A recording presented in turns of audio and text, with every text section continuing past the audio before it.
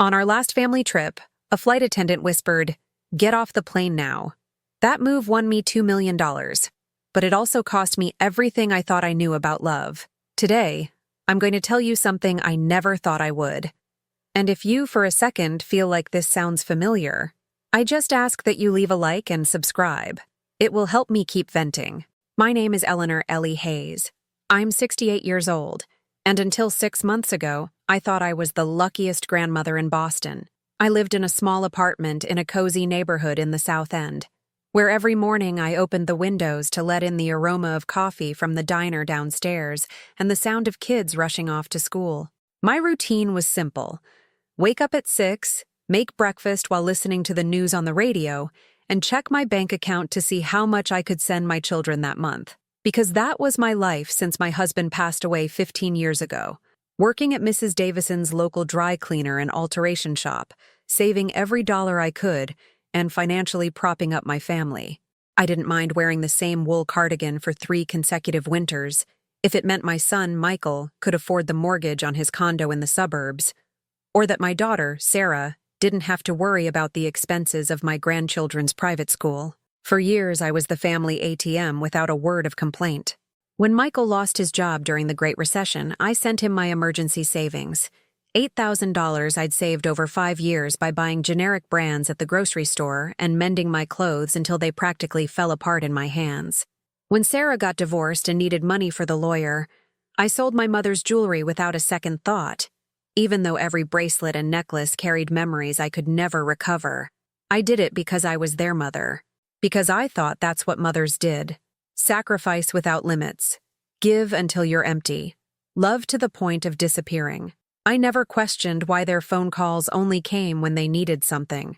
Why on my birthdays I received 2-line text messages, quickly and emotionlessly written, "Happy birthday, Mom. Hope you have a good one." Why when I got pneumonia last winter and was unable to get out of bed for 3 days, none of my children found out until I called them myself to tell them, and even then their responses were, "You need to take better care of yourself, Mom. We can't keep track of everything." The straw that broke the camel's back came one Tuesday in March, when Michael called me with a proposition that sounded too beautiful to be true. His voice had that forced cheerfulness I'd learned to recognize as the prelude to a request for money. "Mom, I have an amazing surprise," he said, while I was folding shirts at the alteration shop, my hands rough from years of manual work trying to smooth the wrinkles from a garment that probably cost more than my monthly wage. "We're going on a family trip to Cancun. All of us. Sarah, me, the kids, the spouses. Just like when we were little, remember?" My heart swelled like a balloon. We hadn't traveled together in over 10 years. Not since the kids were small and Christmas was still celebrated at my place. With the table full of food I prepared for days, and the living room packed with laughter and conversation that lasted until the early hours. Now the holidays had become cold, formal gatherings where I was tolerated more than invited, where my attempts to start conversations were lost between cell phones and impatient glances. "That sounds wonderful, sweetie," I replied, feeling tears well up in my eyes. "When would it be?" "Next week. I've already organized everything. The flights, the hotel, the excursions. I just need you to cover your part and, well, truthfully, we're a little tight right now, so if you could help us with the extra expenses." There it was. The golden trap. The hook wrapped in pretty paper. "How much do you need?" I asked, though I already knew the figure would be astronomical by my standards. "It's $4,500 total. Your part would be $1,500, and the rest is to help with the kids' expenses and activities. The resort is really exclusive, Mom.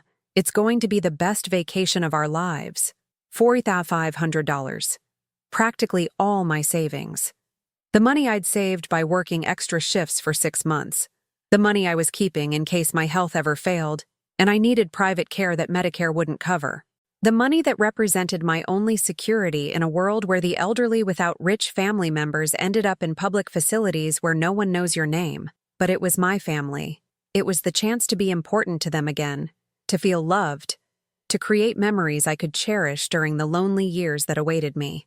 "Okay," I said, my voice cracking with emotion. "I'll go to the bank tomorrow." The next day, as I waited in line at the bank to make the transfer, I felt a strange mix of joy and terror. Part of me was euphoric at the prospect of traveling with my children and grandchildren, of having new photos to put on my nightstand, of feeling useful and loved. But another part, a tiny voice in the back of my mind, whispered uncomfortable questions I refused to hear. Why had they never invited me on their previous family vacations? Why now, precisely when I had mentioned in our last conversation that I had managed to save some extra money? Why did the amount they were asking for exactly match my total savings? But I silenced those doubts, just as I had learned to silence everything that hurt me. After all, what kind of mother distrusts her own children? The week passed in a blur of frantic preparations and conflicting emotions. I pulled my old suitcase out of the closet, the one I had bought for my honeymoon 45 years ago, and had only used since for sporadic visits to my sister Teresa in Providence. Opening it, the smell of mothballs and memories hit me with a wave of nostalgia. Inside was still the silk scarf my husband had given me on our first anniversary, yellowed with age but perfectly folded, waiting for another trip that never came. I went to the local Macy's to buy new clothes, something appropriate for the Mexican beaches. I hadn't bought anything strictly unnecessary for years, and walking through the stores with money to spend gave me a strange mix of guilt and excitement. I tried on colorful dresses I'd never dared to wear, sandals that made me feel almost youthful, a straw hat the saleswoman assured me looked wonderful.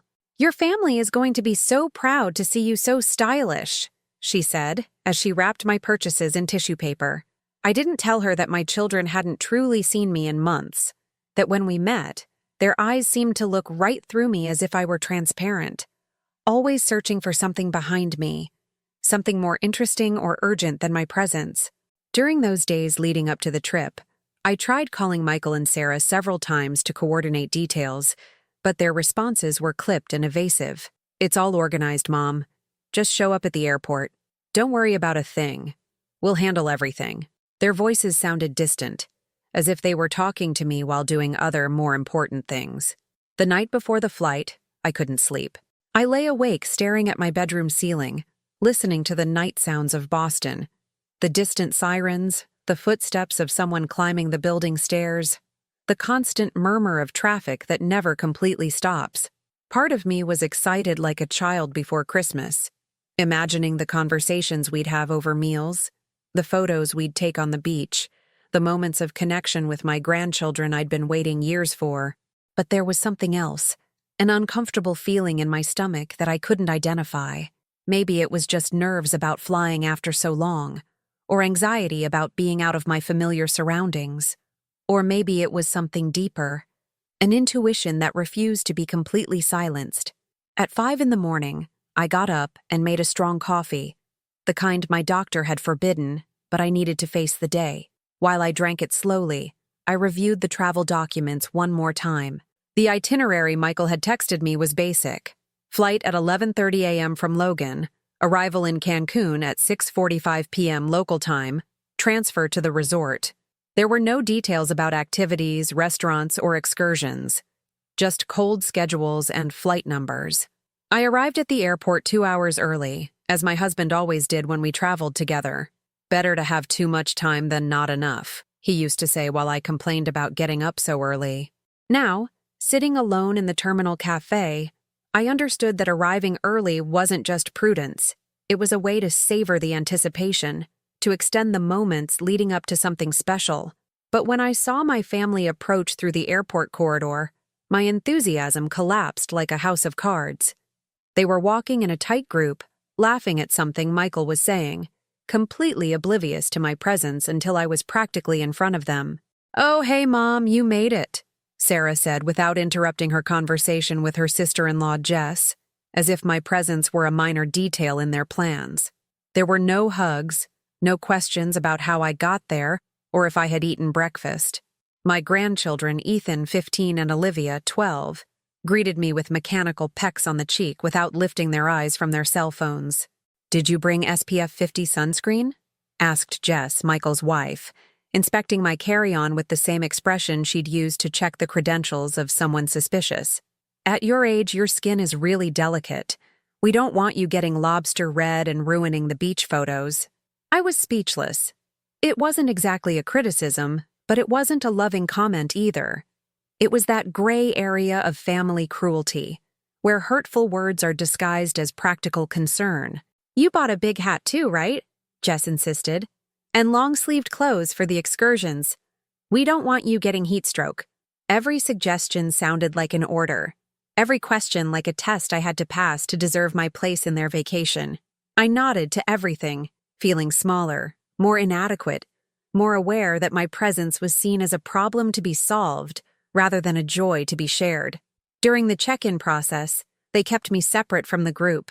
While they talked animatedly about the activities they'd do, the restaurants they'd researched, the excursions they'd booked, I remained silent, carrying my own suitcase because no one offered to help, waiting for my turn for check-in because no one thought to include me in the conversation with the agent. "Mom, do you have travel insurance?"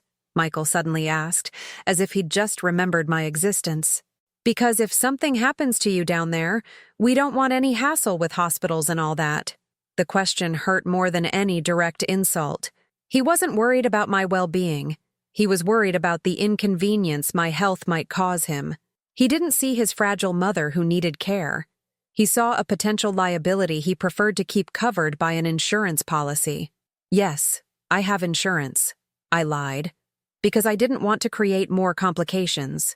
The truth was I hadn't thought about it, that the additional cost of international medical insurance had seemed excessive when I had already spent all my savings on the trip. In the boarding lounge, the pattern continued. They sat together in a row of seats, leaving me in a single chair next to them, close but clearly excluded.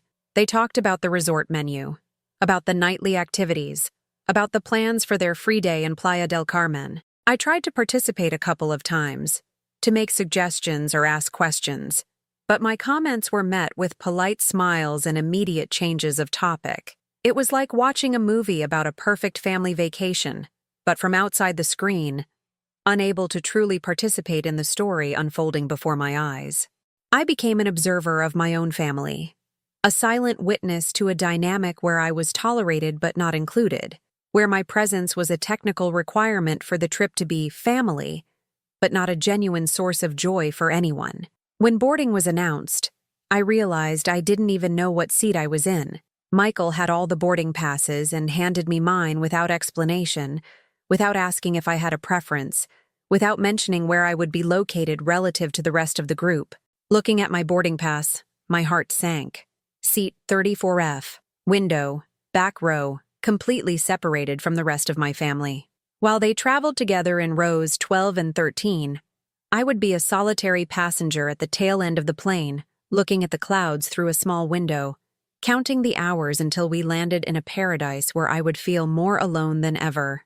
The boarding process was a silent humiliation that lasted half an hour.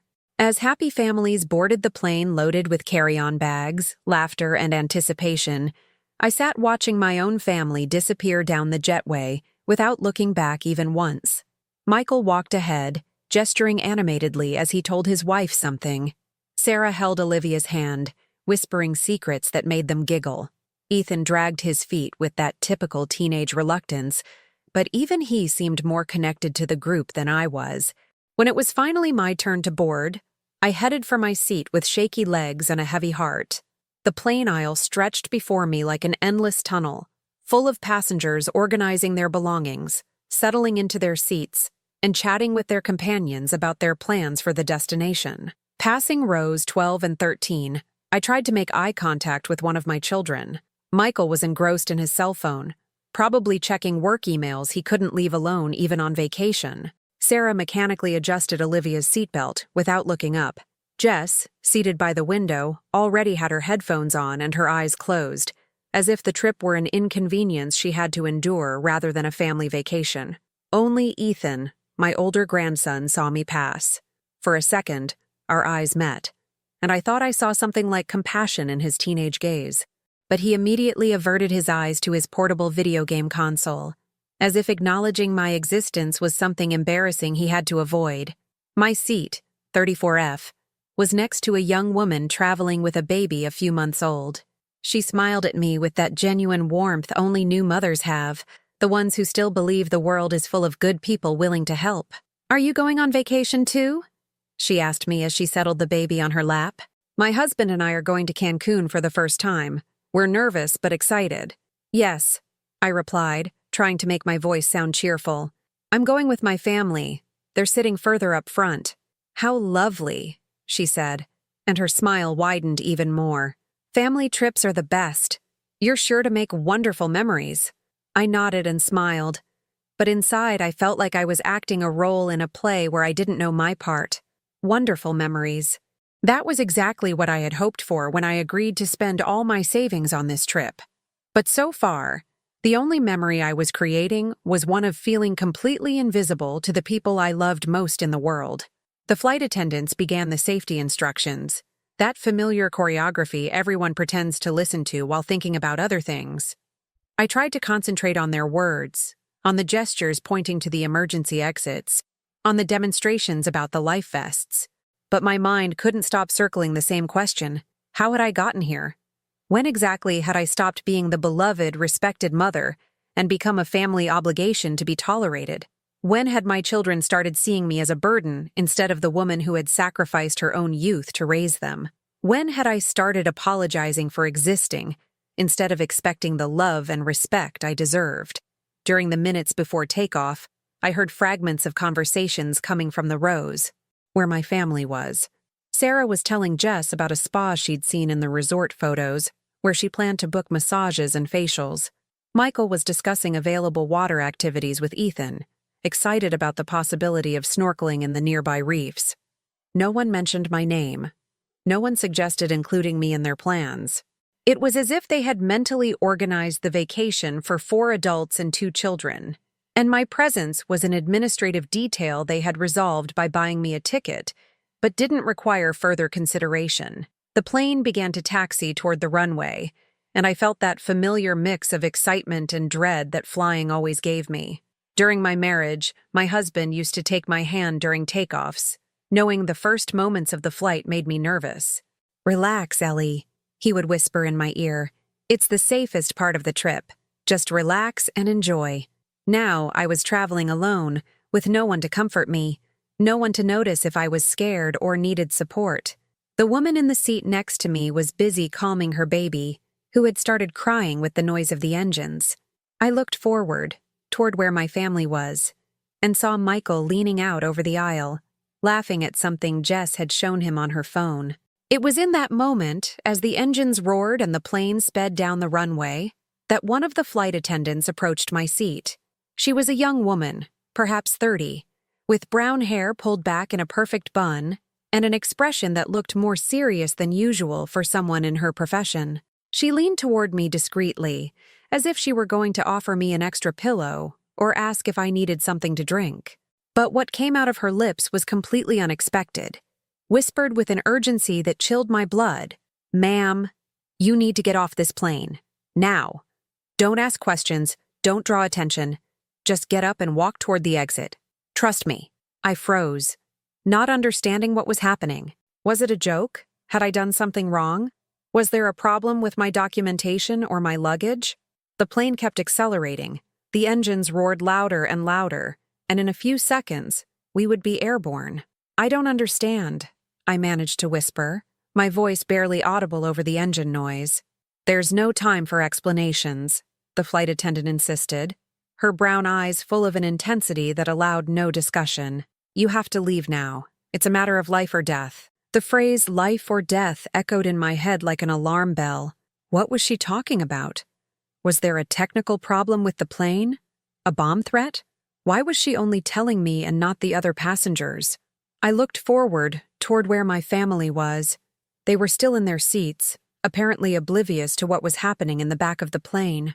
Michael had an eye mask on, preparing for the long transatlantic flight. Sarah was flipping through a travel magazine, pointing out photos to Olivia. "My family," I started to say. "They're fine," the flight attendant cut me off. "But you have to go. Now." There was something in her tone, an authority mixed with desperation, that convinced me she wasn't joking. Without fully understanding what I was doing, I unbuckled my seatbelt and stood up on shaky legs. "What's going on?" asked the woman in the next seat, seeing my sudden movement. I think I feel sick, I improvised, using the first excuse that came to mind. I need to get off. The flight attendant was already gesturing toward the cockpit, making signals I didn't understand, but that clearly meant there was an emergency. The plane began to decelerate, though we were still on the runway, still hadn't taken off. As I walked down the aisle toward the exit, I passed my family one more time. This time, Michael did look up. He saw me walking toward the front of the plane with a confused expression. "Mom, what are you doing?" "I feel sick." I repeated the lie I had already used. "I'm getting off. You guys have a good trip." I expected him to insist, to ask what was wrong, to offer to accompany me, or at least show some genuine concern. But what he did was look at his watch and sigh in exasperation. "Seriously? Now? We already paid for everything, Mom. We can't cancel the trip because of one of your dramas." His words cut through me like knives. One of my dramas. That's how he saw my discomfort, my confusion, my fear. As a performance designed to annoy him. "Go without me," I managed to say, though my voice broke as I spoke those words. "Enjoy the vacation." And I kept walking toward the exit without looking back, feeling that every step was taking me away not just from the plane, but from the last hope I had of being loved by my own family. The jetway felt endless, as if I were walking through a tunnel toward an unknown destination. My legs were shaking so much I had to lean on the railing to keep from falling. Behind me, I heard the roar of the plane's engines preparing to take off again, carrying my family to Mexico while I returned to the airport like unclaimed lost luggage. The flight attendant who had whispered the warning walked behind me, but she didn't speak to me. Her expression had become professional and distant, as if the moment of desperate urgency we had shared had never existed. When we reached the boarding gate, she disappeared as quickly as she had appeared, leaving me alone with a ground employee who looked at me with an expression of annoyance. "Checked luggage?" he asked without looking up from his tablet, as if passengers abandoning flights at the last minute were a routine annoyance in his workday. "Yes, one suitcase," I replied, still trying to process what had just happened. "But I don't understand why I had to get off. The flight attendant said it was an emergency." The man looked at me with a confused expression. "What flight attendant? We have no record of any medical or security emergency. According to our system, you voluntarily requested to deplane for personal reasons." A chill ran down my spine. Personal reasons. That wasn't what happened. I hadn't asked to get off. The flight attendant had specifically told me it was a matter of life or death. There must be a mistake, I insisted, feeling the confusion turn to panic. "I didn't ask to get off. One of your flight attendants told me I had to leave the plane immediately." The employee sighed with the forced patience of someone who had had this conversation many times before. "Ma'am, our personnel cannot force any passenger to abandon a flight unless they pose a danger to the safety of other passengers. If you got off, it was because you chose to do so." His words left me breathless. Was it possible that everything had been a product of my imagination? Had I misinterpreted what the flight attendant had told me? But I clearly remembered her words, the urgency in her voice, the intensity of her gaze when she whispered it was a matter of life or death. I headed toward the baggage claim area like a sleepwalker, dragging my feet along the bright airport corridors while life continued normally around me. Happy families loaded their suitcases toward boarding gates. Couples shared coffees while waiting for their flights. Executives talked on the phone about important meetings in distant cities. I was the only person in all of Logan Airport who had abandoned their destination, who had given up a vacation paid for with a lifetime of savings, who had disappointed her family once again with what Michael had called one of my dramas. I found a seat near the flight information screens and sat down to wait for my suitcase, though I no longer knew what I needed it for. I had nowhere to go. My apartment in the South End was waiting for me, empty and silent, filled with the same problems and the same loneliness I had tried to escape with this trip. I pulled out my cell phone, a basic model I had bought at a secondhand store because I couldn't afford the smartphones the rest of my family used. For a moment, I thought about calling Michael or Sarah, explaining what had happened, asking them to understand. But how could I explain something I didn't understand myself? Instead, I dialed the number of my sister, Teresa, who lived in Providence, and was the only person in the world who still listened to me without judging.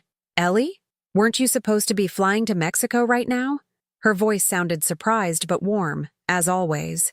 Teresa, I began, and my voice immediately broke. I don't know what to do. I got off the plane and I don't know why. I told her the whole story from the beginning. The flight attendant's whisper, the urgency in her voice, the confusion of the ground employee who insisted there had been no emergency. Teresa listened in silence without interrupting me, without asking questions that made me feel stupider than I already did. Ellie, she finally said, her voice filled with a tenderness I hadn't heard in months. Do you think it was a sign? A sign of what? That you weren't supposed to be on that plane?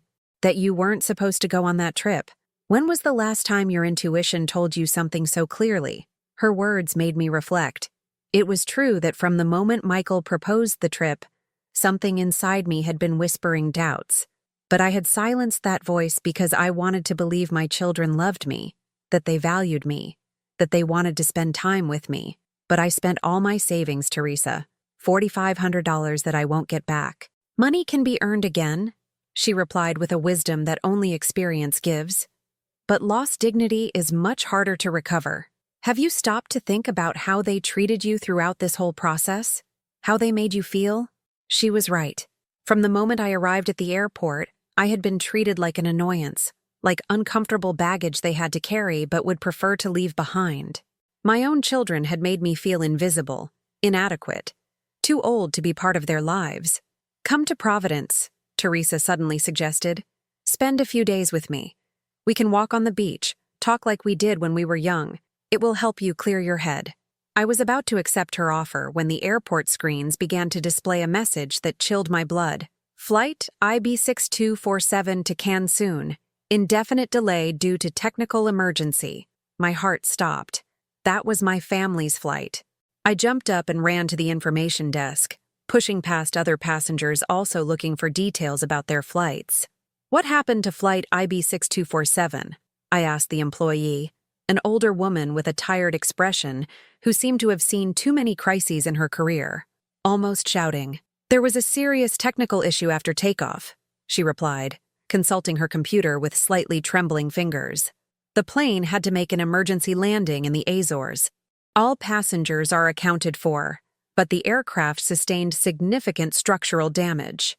The room began to spin around me. An emergency landing, structural damage. If I had stayed on that plane, I would have experienced moments of absolute terror. I would have thought I was going to die. I would have begged for a second chance that might never have come. Are you sure everyone is okay? I insisted, clutching the counter to keep from falling. Yes, ma'am. There were some minor injuries from the severe turbulence they experienced before landing, but no fatalities. The passengers will be flown back to Boston tomorrow afternoon. I returned to my seat with legs that barely supported me. The flight attendant had been right. It was a matter of life or death. But how had she known what was going to happen? Had she had inside information about the plane's condition? Or had it been something else? Something I couldn't logically explain. Teresa was still on the line when I picked up my phone. Ellie, are you there? I heard you yell and then the connection cut out. I told her what I had just discovered. My sister remained silent for a long time before speaking. That flight attendant saved your life, she finally said. And not just from the crash. She saved you from spending terrible days with people who don't value you as you deserve. Her words resonated within me like a truth I had been avoiding for years. My family not only didn't value me, they treated me like a burden, like someone whose presence was tolerated but not desired. While waiting for my suitcase, which finally appeared on the conveyor belt as a physical reminder of the dreams I had to abandon, I realized that something fundamental had changed inside me. The woman who had boarded the plane that morning no longer existed. In her place was someone who had been given a second chance, someone who had been saved not just from a plane crash, but from the humiliation of spending a week pretending to be loved by people who saw her as a nuisance. When I left the airport toward the taxi that would take me back to my apartment in the South End, I carried more than a suitcase full of new clothes. I carried the certainty that the universe, or fate, or simply a very intuitive flight attendant, had given me an opportunity to completely rethink my life and the place I allowed others to occupy in it. The next 24 hours were the strangest of my life. I returned to my apartment in the South End with the feeling of inhabiting someone else's body, as if I had swapped identities with someone during those chaotic hours at the airport. Everything in my little home looked exactly the same as when I had left that morning, but I had changed in a way I couldn't yet fully comprehend. I sat on my worn sofa, the same one where I had planned the family vacation for weeks, imagining conversations we would never have and laughter we would never share. The irony hit me like a slap. I had spent all my savings on a trip that turned out to be a trap disguised as family love, and in the end, the person who saved me had been a complete stranger whose name I didn't even know. My cell phone remained silent all afternoon. Neither Michael nor Sarah bothered to call me to ask if I had gotten home safely, if I needed anything, or simply to make sure I was alive after abruptly leaving the flight. Their silence was more eloquent than any conversation we could have had. Around 6 in the evening, I turned on the television to distract myself from my thoughts. The nightly news on CNN was broadcasting exactly the news I had been dreading. Spanish commercial flight makes emergency landing in Azores after major mechanical failure. The images that appeared on the screen took my breath away. The plane I should have been traveling on was on a runway in the Azores, one of its wings visibly damaged and emergency vehicles surrounding it like bees protecting their hive. The passengers, including my family, appeared in the aerial shots as tiny figures being evacuated toward buses that would transport them to a hotel.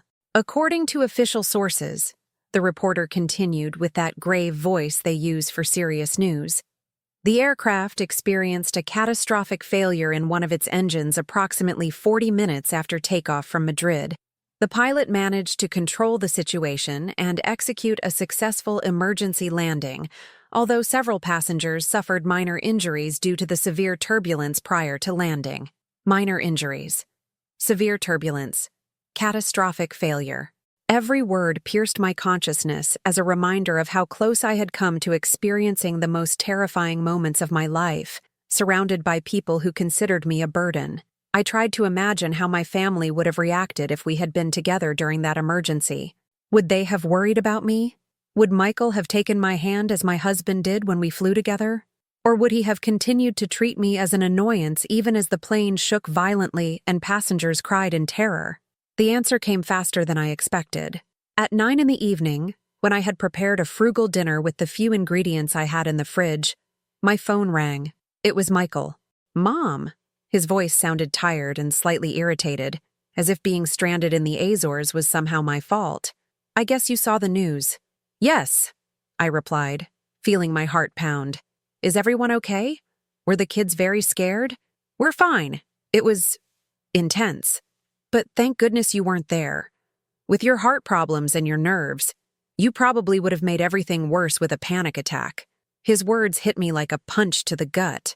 Not even in a situation where they had brushed with death was he capable of showing compassion or recognizing that perhaps, just perhaps, my absence had been a blessing for everyone. Instead, I became a hypothetical problem that would have complicated an already difficult situation.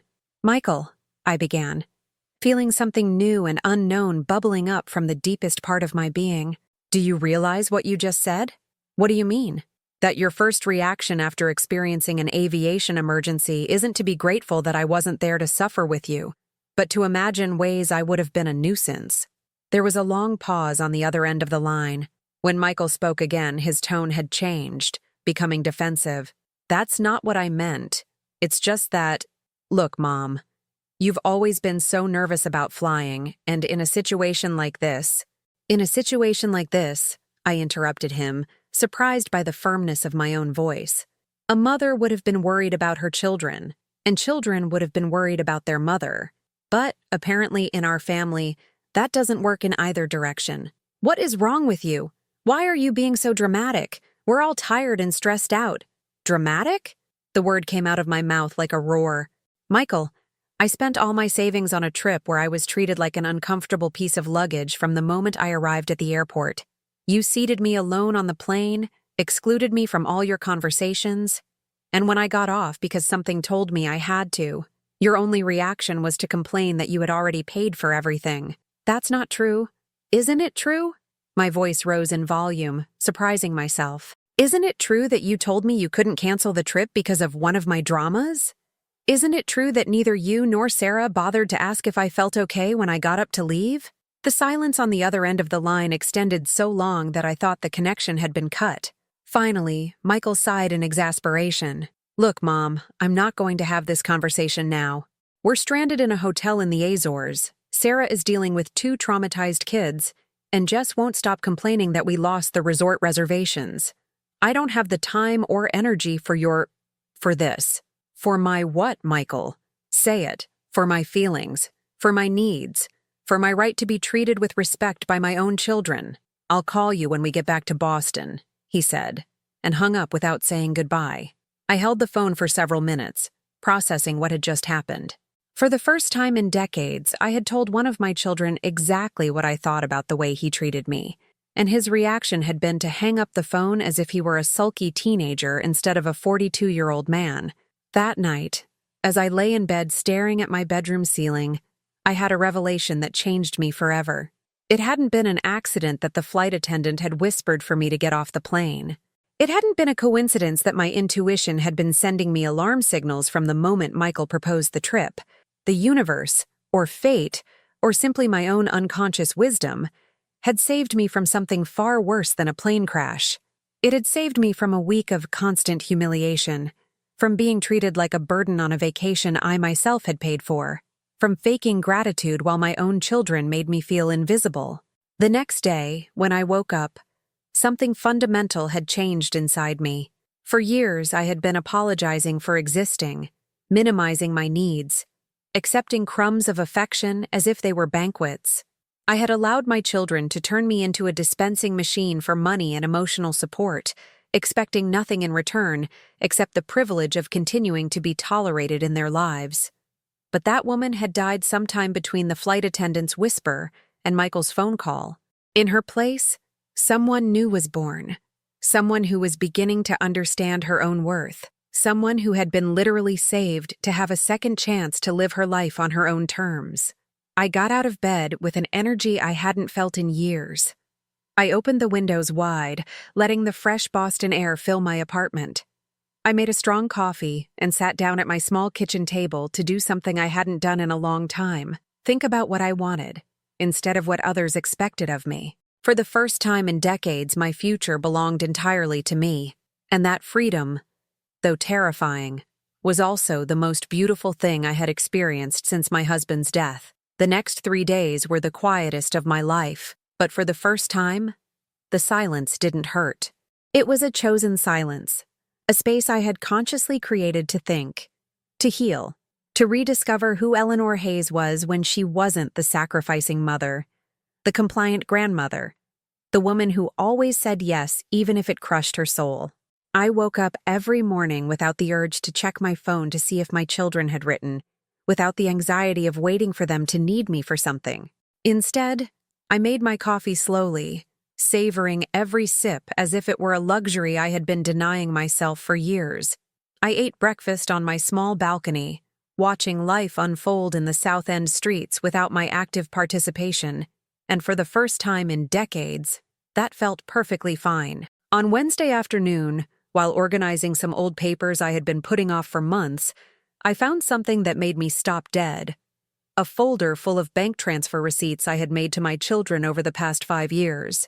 Numbers I had preferred not to total, amounts I had chosen to forget so as not to face the reality of my own ill-requited generosity.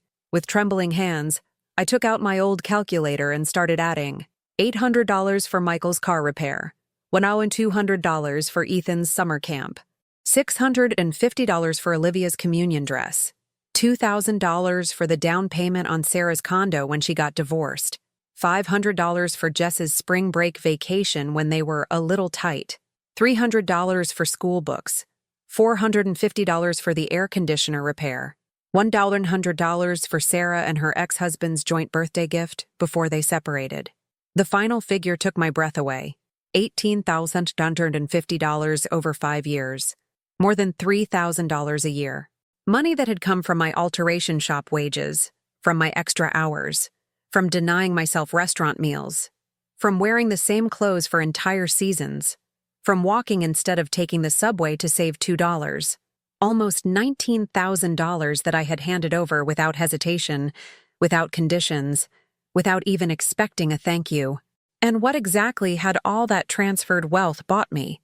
The privilege of being ignored at family gatherings, of being treated as an annoyance during the vacations I myself financed, of receiving phone calls only when they needed something else. Thursday brought the call I had been waiting for and dreading at the same time. Sarah, my daughter, with that voice she reserved for when she wanted something important. "Mom, we're back in Boston." It was awful, but in the end, it turned out to be an experience that brought us closer as a family. Her words had that cheerful, superficial tone she used when trying to minimize uncomfortable situations. "I'm glad you're all safe," I replied, keeping my voice neutral. "Yeah, well, the kids were nervous during the landing, but they're fine now. Olivia even says it was like an adventure." She paused, and I could hear the shift in her breathing that always preceded her requests. "Mom, we have a little issue. The travel insurance doesn't cover all the hotel expenses in the Azores, and between food, international calls, and some things we had to buy because we lost some luggage." There it was. Like clockwork, the request arrived wrapped in dramatic circumstances and emergencies that, coincidentally, always required my financial intervention. "How much do you need?" I asked, though I already knew that whatever the amount, my answer would be different this time. "It's only $800. I know it's a lot, but after the scare we went through and considering you didn't spend anything because you didn't travel—" "Sarah," I interrupted her with a calm that surprised even me. "How much do you think I spent on that trip?" "What do you mean? You didn't spend anything because you didn't go." "No, sweetie, I spent $4,500. I paid it before the trip. Money I completely lost when I got off the plane." There was a long pause. When Sarah spoke again, her tone had changed slightly. "Well, yeah, but that was your decision. No one forced you to get off." "You're right," I replied, feeling a strange liberation in agreeing with her.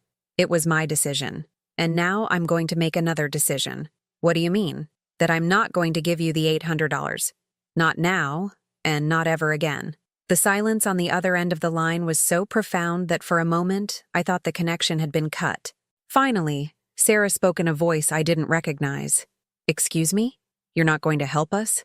"Mom, we just went through a traumatic situation, and I just went through the traumatic situation of realizing that I've spent nearly $20,000 on you over the last 5 years without receiving any respect or affection in return. That's not true. We love you very much." "Do you really, Sarah? When was the last time you invited me to dinner at your house? When was the last time either of you asked me how I was without needing something from me? When was the last time my grandchildren spent an afternoon with me because they wanted to, not because you needed a free babysitter?" "Mom, I don't know why you're being so harsh. I understand you're mad about the trip, but I'm not mad about the trip, Sarah. I'm grateful for the trip. It saved me from spending a week pretending not to notice that you treat me like a poorly paid employee. That's ridiculous. We've never treated you badly, haven't you? Does seating me alone on the plane after I paid for the whole family's vacation seem like normal treatment to you? Does excluding me from your conversations and plans seem like family respect?" Sarah began to cry, but they were those calculated tears she had learned to use since childhood when she wanted to get something. "Mom, I don't understand why you're being so cruel. We just need help with—" "The conversation is over, Sarah. When you're ready to treat me like your mother and not your personal bank, we can talk again." And for the first time in my life, I was the one who hung up the phone. I sat in my kitchen for an hour, trembling not from fear but from an emotion I took time to identify. Power. For the first time in decades, I had exercised my right to say no. I had set boundaries. I had defended my dignity instead of swallowing the pain and pretending everything was fine. My phone rang 6 times during the next hour. Michael, Sarah, even Jess trying to mediate. I didn't answer any call. With every unanswered ring, I felt as if I were reclaiming a piece of my soul that I had been lending for too long. That night, I prepared an elaborate dinner just for myself. I bought a bottle of red wine, something I hadn't done in years because it seemed like a frivolous expense. I put on classical music, lit candles, and dined as if I were celebrating something important. Because I was. I was celebrating the funeral of the woman who had died on that plane, the one who had lived to be useful to others regardless of the personal cost. And I was celebrating the birth of someone new, someone who had discovered she deserved respect, genuine love, and the freedom to live her own life on her own terms. The next day, I did something I hadn't done in 15 years. I went to a travel agency, not to plan family vacations paid for with my savings, but to explore the possibility of traveling alone, for the first time in my life, to places I wanted to see. The employee, a young woman with a genuine smile, showed me brochures for coastal Maine, the Florida Keys, even a cruise to the Pacific Northwest. Places where I could walk on quiet beaches, visit museums at my own pace, eat when I was hungry, sleep when I was tired, without having to worry about anyone else's needs or whims. "Is this your first solo trip?" the young woman asked me. "Yes," I replied, and the word came out loaded with an emotion I didn't expect. It's my first trip of many things. For the first time in 68 years, my life belonged completely to me, and that freedom, though scary, was also the most beautiful thing I had ever experienced. 6 months later, as I watched the sunset from the terrace of my new house in Cape Cod, Massachusetts, I could barely recognize the woman I had been. The apartment in the South End was now only a blurred memory, as if it belonged to someone else's life. The woman who had lived there, shrinking between bills and family obligations that slowly consumed her, had definitely died sometime between that flight attendant's whisper and my first phone call to a real estate agency. The house I had bought was small but perfect. 2 bedrooms, a bright kitchen opening onto the garden, and that terrace from which I could see the Atlantic Ocean stretch to the horizon like an infinite promise of possibilities. It wasn't a mansion, but it was completely mine, paid for with the money I had been saving for years for emergencies that never came because I always ended up spending it on other people's emergencies. The decision to move had come 3 weeks after my phone confrontation with Sarah.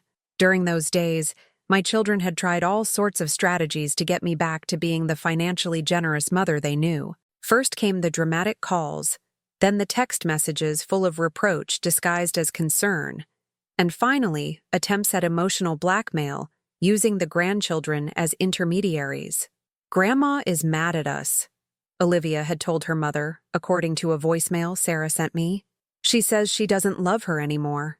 Of course, it was a lie. I had never discussed the conflict with their parents with my grandchildren, but it was typical of my children to use the kids as emotional weapons when they needed to get something. Instead of giving in to the manipulation, I did something that completely surprised them. I hired the services of an attorney specializing in estate planning and elder law, not to sue them, but to establish clear legal boundaries regarding my assets and future financial decisions. I wanted to ensure that when the time came for my will, my money would go to charities and not to children who had only ever seen me as a source of income. The lawyer, an older gentleman named Mr. Henderson, listened to me for 2 hours without interrupting as I told him the complete history of my relationship with my children. In the end, he looked at me with a mixture of sadness and admiration. "Ms. Hayes," he said, "in 40 years of practicing law, I've seen many cases of familial financial abuse. What you're telling me isn't unusual, though that doesn't make it any less painful. I'm glad to see you've decided to take control of your life before it's too late." His words confirmed what I already knew in my heart. I wasn't crazy. I wasn't being dramatic, as my children had told me for years. I was being a woman who had finally learned to value herself. The move to Cape Cod had been like being reborn in a place where no one knew my history, where I could simply be Ellie, not the sacrificing mother or the compliant grandmother. My new neighbors welcomed me with the genuine warmth characteristic of coastal towns in New England. Martha, the owner of the local bakery, greeted me every morning with a sincere smile when I went to buy bread. Joe, a retired fisherman who lived next door, had taught me how to grow tomatoes in my small garden. "How about the family?" Martha had asked me during one of our morning conversations. "Do they come to visit often?" "I don't have family who visit," I replied, without feeling the pang of pain that phrase would have caused months ago. "But I have the best possible company, myself." Martha smiled as if she perfectly understood what I meant. "Oh, honey, you're a smart woman. You have to learn to love yourself before you can truly love others.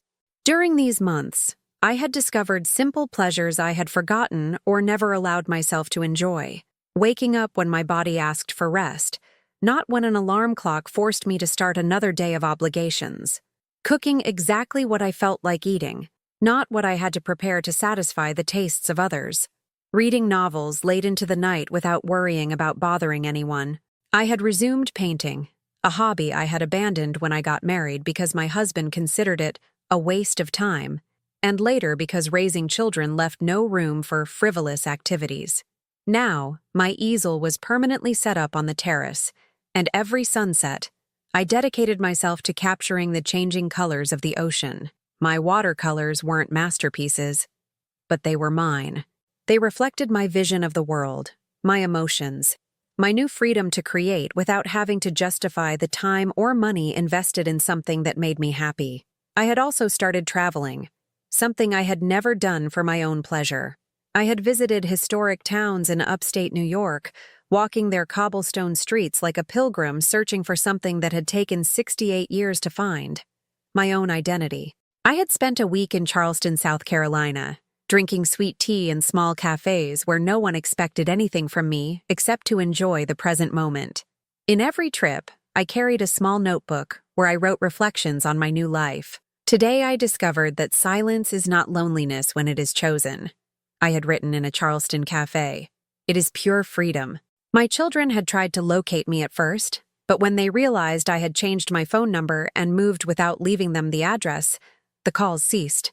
Sarah had managed to get my new number through my old neighbor in the South End, but our conversations had been reduced to cold, increasingly spaced-out exchanges. "Don't you think about the grandkids?" she had asked me during our last conversation, 3 months ago. "Olivia asks for you constantly." "If she really asks for me," I had replied, "you can give her my number so she can call me directly. No intermediaries, no conditions, without you controlling the conversation." Of course, that call never came, because the grandchildren, like everything else in my old life, had been tools to manipulate my emotions, not genuine relationships my children wanted to preserve for their intrinsic value. One October afternoon, while painting a seascape I had been working on for weeks, I received an unexpected visit. Teresa, my sister, had driven from Providence to see me without calling ahead. "I couldn't wait any longer," she said as she hugged me at my front door. "I needed to see you with my own eyes to believe that it was really you who had been writing me those happy letters." During the weekend she spent with me, Teresa observed my new routine with fascination. She saw me wake up without rushing, prepare my breakfast humming softly, dedicate hours to painting without feeling guilty about wasting time. "Ellie," she told me on the last night, as we drank a local wine on the terrace under the stars, "I've never seen you like this. Not even when you were young and first married. It's like you found a version of yourself you didn't know existed." She was right. For decades, I had been the version of myself that others needed. The devoted wife, the sacrificing mother, the compliant grandmother. But here, in this house by the sea, I had discovered who Eleanor Hayes was when she didn't have to be useful to anyone but herself. "Do you know the strangest thing?" I confessed to Teresa that night.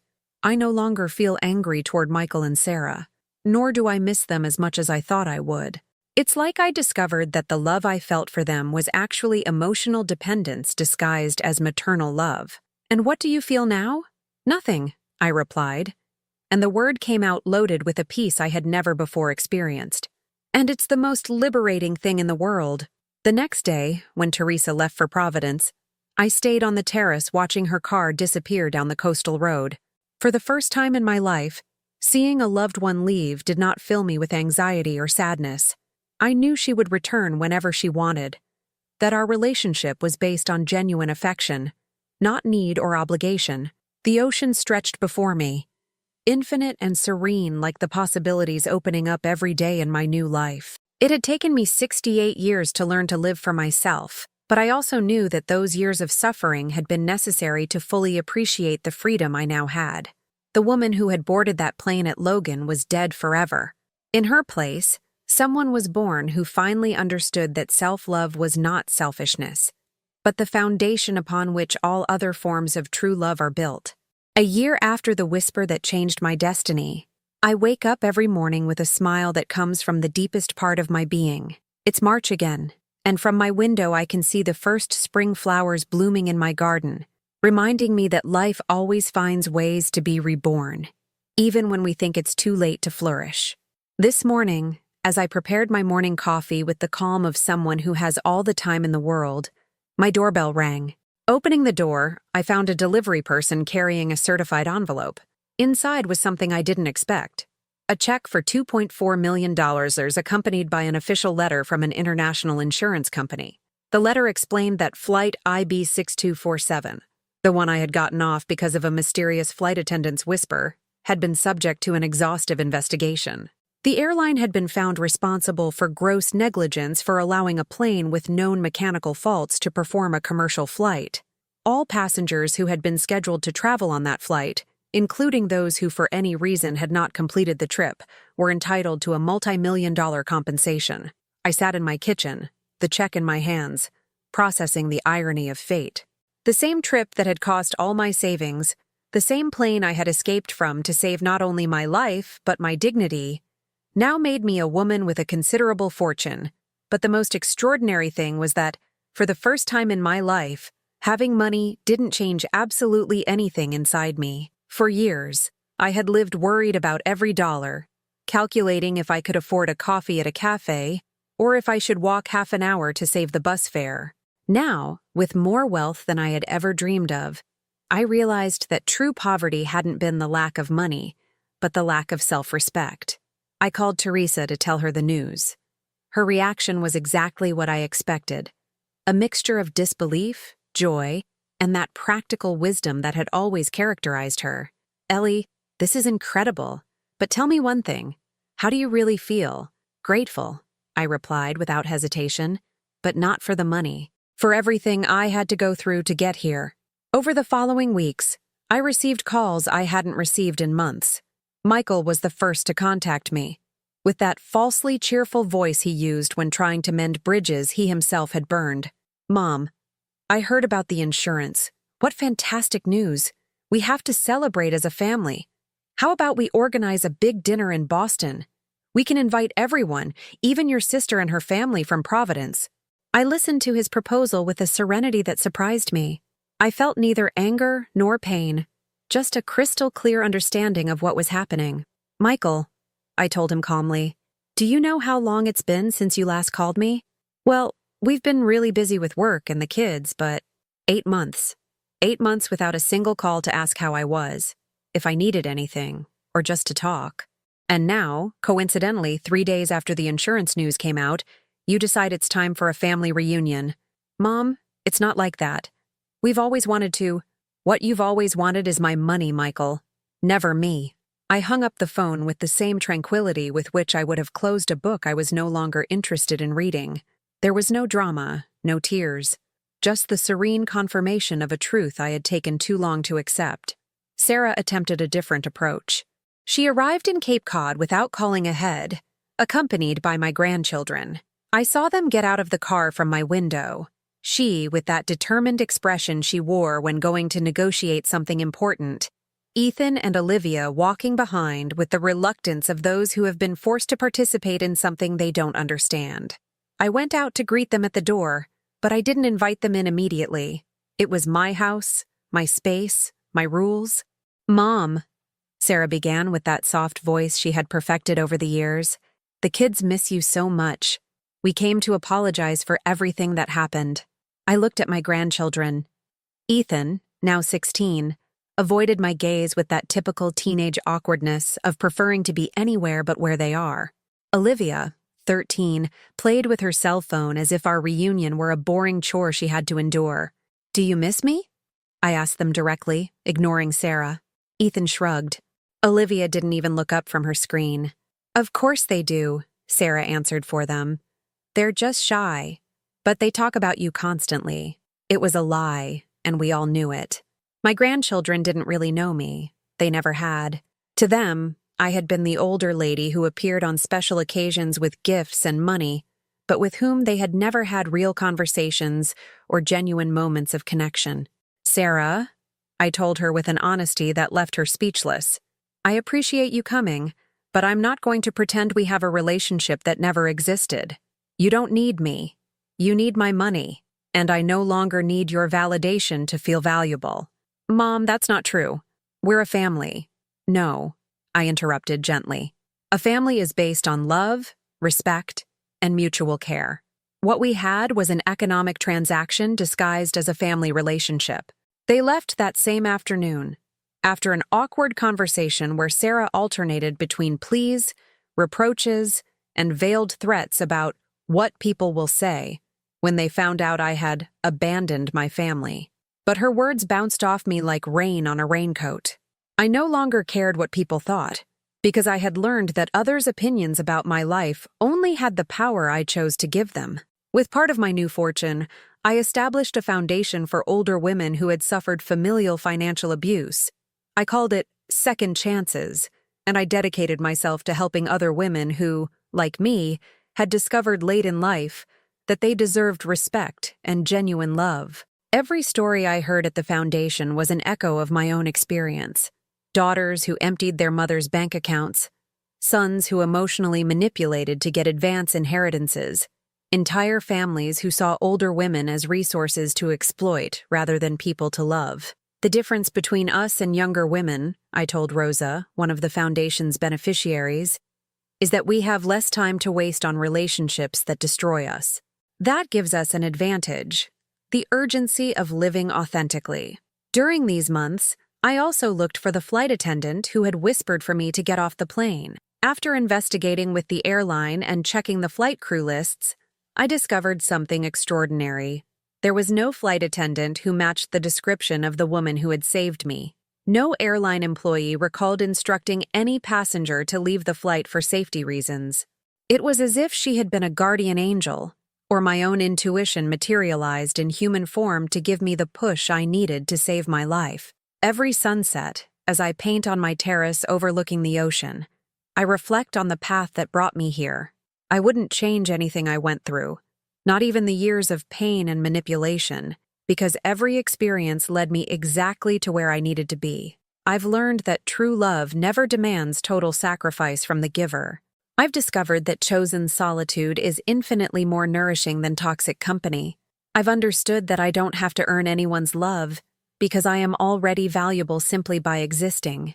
My story is not unique, but it is not common either, because it requires something many women of my generation never allow themselves to have: the courage to choose themselves over family expectations. Now, as I write these lines in my diary, I wonder, have you experienced something similar? Do you know anyone who had to choose between being loved and being respected? If so, comment your experience below. This story needs to reach someone who, like me a year ago, believes she deserves nothing better than the crumbs of affection she is offered. If this story has touched your heart, give it a like and subscribe to the channel. Because sometimes a shared story can be the whisper someone needs to hear to change their life forever. Self-love is not selfishness. It is revolution.